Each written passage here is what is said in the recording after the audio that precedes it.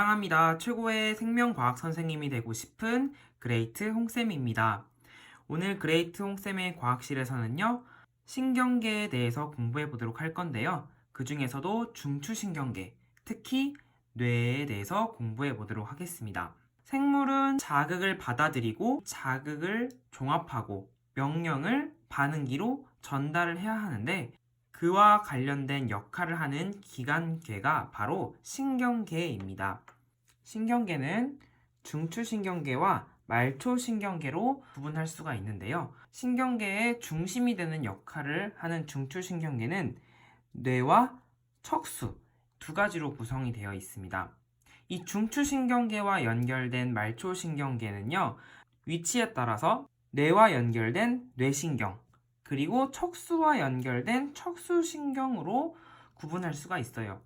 그러니까 여러분이 여기서 헷갈리시는 게 뇌를 구성하는 게 뇌신경이고 척수를 구성하는 게 척수신경이다 라고 생각하시면 안 됩니다.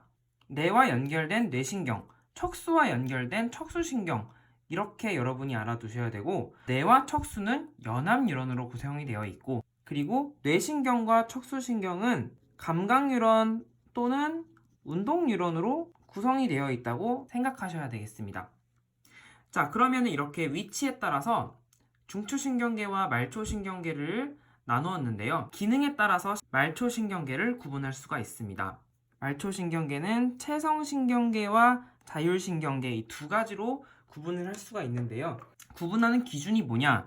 체성신경계는 대뇌의 지배를 받습니다. 그러나 자율신경계는 대뇌의 지배를 받지 않고 다른 뇌의 지배를 받죠. 대뇌의 지배를 받는 감각신경과 운동신경이 있고요. 그리고 대뇌의 지배를 받지 않는 교감신경과 부교감신경으로 나눌 수가 있습니다. 그리고 추가적으로 더 구분을 해보자면요. 원심성 뉴런과 구심성 뉴런이 있었죠.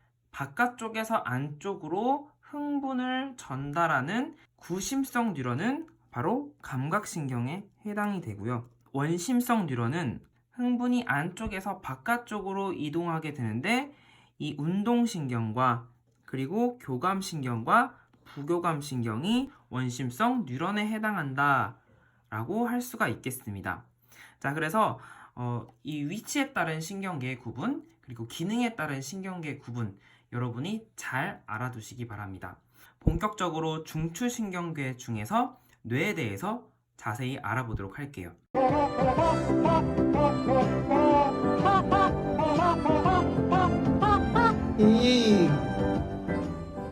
뇌 오형제, 자 바로 대뇌, 간뇌, 중간뇌, 중뇌라고도 하죠. 소뇌, 연수, 5가지 기본 뇌로 구성되어 있습니다. 뇌하 수체는 간뇌와 함께 설명을 자세히 하겠고요. 그리고 뇌교를 잠깐 설명을 하면 이 뇌교는 다리 교자를 쓰거든요. 그래서 뇌의 다리다라고 생각하시면 돼요. 다리는 연결해주는 역할이잖아요. 대뇌와 소뇌에서 정보를 중개하는 역할을 하는 것이 바로 뇌교입니다. 여기서 꼭 여러분이 알아두셔야 될 게 뭐냐면 바로 이 뇌줄기라는 개념이에요. 뇌줄기. 자, 이렇게 제가 빗금친 부분, 바로 뇌줄기. 사람이 생명을 유지하는데 아주 중요한 기능을 하는 뇌들이 모여있는 것을 뇌줄기라고 합니다. 어떤 뇌가 포함되냐? 중간뇌, 연수 이 두 가지가 포함되고요. 중간뇌와 연수 사이에 있는 이 뇌교도 포함됩니다. 어떤 학자들은 간뇌까지 이 뇌줄기에 포함된다라고 설명을 하는데요. 자, 어쨌든 여기서 중요한 것은 뇌줄기는 생명 유지에 중요한 역할을 하는 뇌들이 모여 있다. 그 중에서 이 중뇌와 연수가 포함된다.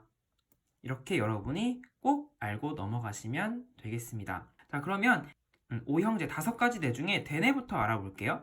자, 대뇌는 그림을 보시면은 왼쪽을 좌라고 하면은 이렇게 왼쪽과 오른쪽 좌우 2개의 반구로 이루어져 있다라고 이렇게 표현을 합니다.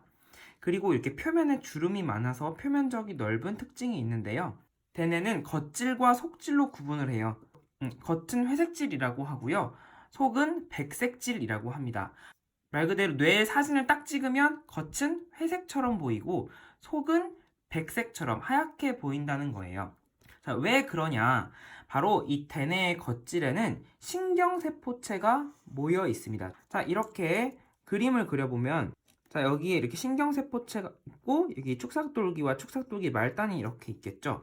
자, 여기도 이제 신경세포체가 있고, 축삭돌기와 축삭돌기 말단이 있다고 하면은, 이 부피가 큰 신경세포체들이 많이 분포한 이 겉질은요, 굉장히 꽉꽉꽉꽉 차 있어요. 그렇기 때문에 사진에서 더 진하게 보이는 거고, 속질에는 상대적으로 부피가 작은 축삭돌기들이 모여있기 때문에 진하게 보이지 않아요. 그래서 백색으로 보이는 것입니다.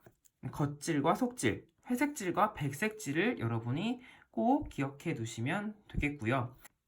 오른쪽을 보면은요, 이 대뇌 표면이 기능에 따라서 이렇게 나눠져 있는 것을 볼 수가 있어요. 이를 좀 나누어서 하는 분업화가 이루어져 있는데요. 자, 한자에서 여기 보면은 전두엽. 자, 여기가 이제 앞쪽이겠죠. 이제 머리 앞쪽이에요. 그리고 후두엽이 있는 쪽이 이제 머리의 뒤쪽이에요. 그래서 여기 전두엽, 앞머리. 그 다음에 후두엽, 뒤에 머리.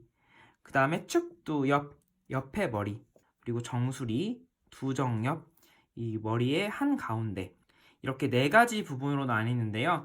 그 네 가지 부분 안에서도 운동과 관련된 부분, 그리고 감각과 관련된 부분, 그리고 각 뇌의 부분에서도 명령을 내려주는 부분이에요. 그래서 연합령들이 존재하고 있다라고 여러분이 알아두시면 되겠고요. 이거는 외울 필요가 없어요. 뭐 연합령, 운동겉질, 체감각겉질, 뭐 연합령 이런 것들은 여러분이 외우실 필요가 없습니다.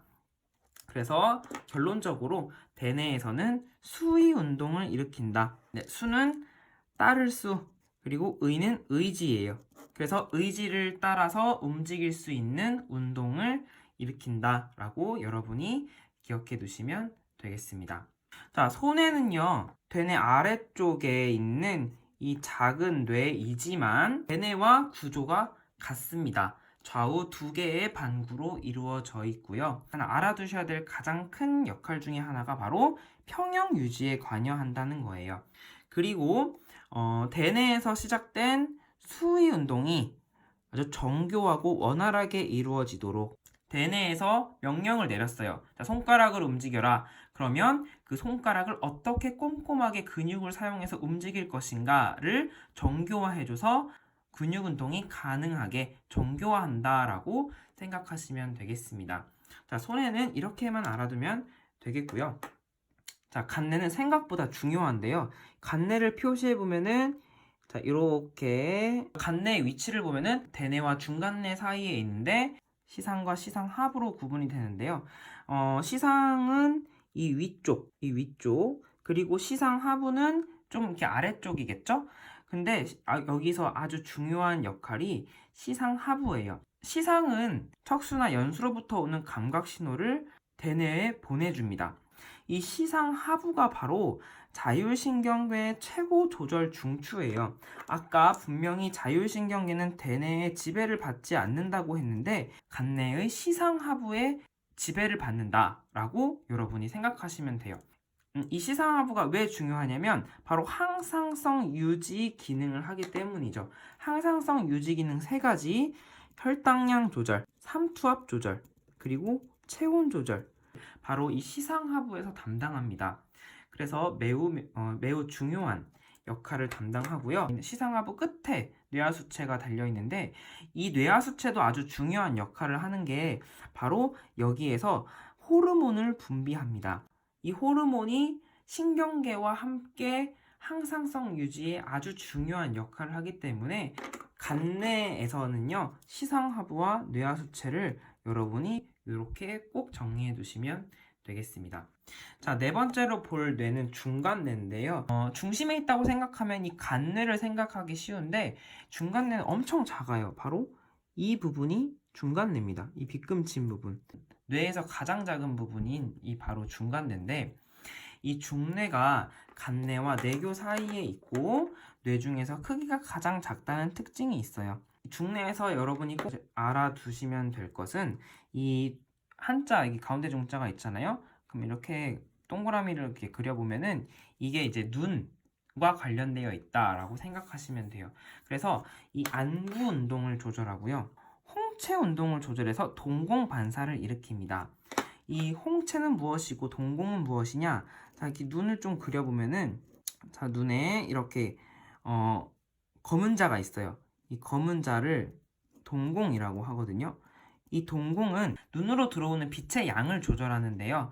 빛의 양이 많으면 동공이 작아지고요. 그리고 빛의 양이 적으면 동공이 커집니다.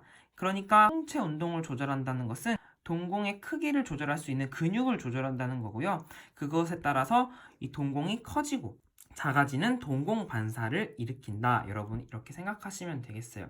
여러분이 내가 큰 충격을 받았을 때 의사 선생님이 작은 후레쉬를 가지고 우리 눈을 비춰보죠. 그랬을 때 동공 반사가 잘 일어나면 이 중뇌는 다치지 않았구나. 중뇌가 다치지 않았다는 것은 이 중뇌 주변에 뭐 간뇌라든지 그리고 뇌교, 연수 이런 부분이 다치지 않을 확률이 더 높으니까요. 동공 반사를 가장 먼저 확인하게 됩니다. 여기서 이제 동공 반사, 안구 운동과 동공 반사 여러분이 꼭 잘 기억해 두시면 되겠습니다. 다른 것은 다 뇌라고 불리는데 이건 연수라고 불렸잖아요. 그래서 이름을 붙인 게 바로 숨뇌라고도 이름을 붙였습니다. 숨뇌 하니까 뭔가 호흡, 숨에 관련된 기능을 하겠죠? 네, 맞습니다. 호흡 운동, 그리고 그 산소를 전달해야 하잖아요. 심장박동에도 관여하고 소화 운동, 이 세 가지를 조절하는 중추라고 할 수가 있어요. 그리고 특별히 얼굴, 그리고 입과 관련된 반사 중추다라고 생각하시면 되겠어요. 그러니까 뭐 기침, 재채기, 하품 이런 것도 얼굴과 관련돼 있잖아요. 그리고 뭐 눈물 이런 것도 있고 입 우리 소화 운동과 관련돼 있으니까 아밀레이스가 들어있는 침분비에도 관여를 합니다. 그래서 이 연수는 다양한 반사들 추이다 라고 생각하시면 되겠고요. 마지막으로 왼손을 많이 쓰면 우뇌가 발달하고 오른손을 많이 쓰면 좌뇌가 발달한다 라는 말 들어본 적이 있나요? 바로 신경 다발이 교차하는 지점이 바로 이 연수다 라고 여러분이 알고 계시면 되겠습니다. 오늘은 신경계 구분과 중추신경계 중에서도 뇌에 대해서 자세하게 배웠는데요. 다음 시간에는 중추신경계 두 번째 척수에 대해서 공부해 보도록 하겠습니다. 구독과 알림 설정 부탁드리고요. 지금까지 그레이트 홍쌤이었습니다. 안녕!